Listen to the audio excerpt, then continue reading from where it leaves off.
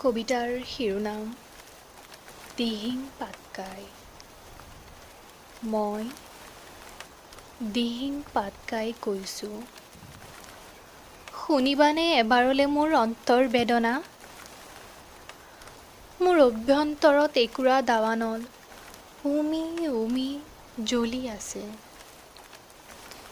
এই যে জুইকুৰা, দানৱ সদৃশ মানৱৰ লোভৰ পৰিণতি, যিয়ে মোৰ বুকুৰ পৰা অম্লজান গ্ৰহণ কৰি আজি মোকেই কুঠাৰাঘাত কৰিছে। কত হেজাৰ বছৰৰ ইতিহাসৰ সাক্ষী মই, আৰু আজি মোকেই ইতিহাসত পৰিণত কৰাৰ দুৰ্বাৰ প্ৰচেষ্টা। গাভৰু দিহিঙৰ পাৰে পাৰে মোৰ বিশাল অস্তিত্ব। উত্তৰ পূবৰ আমাজন আছিলোঁ মই, আৰু আজি মোৰেই কলিজা চপৰা চপৰে খহাই পিশাচবোৰে মোক দুৰ্বল কৰি পেলালে।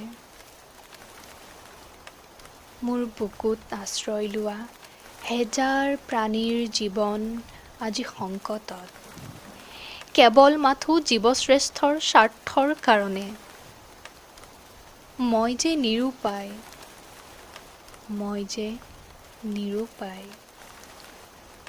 কোনে শুনিব মোৰ বুকুৰ বেদনা? আছেনে কোনোবা? আছেনে যিয়ে মোক ধ্বংসৰ গৰাখহনীয়াৰ পৰা উদ্ধাৰ কৰিব পাৰিব? মোৰ অস্তিত্ব ঘূৰাই দিব পাৰিব? এতিয়া মাথো অপেক্ষা কোনোবা হৃদয়বানৰ।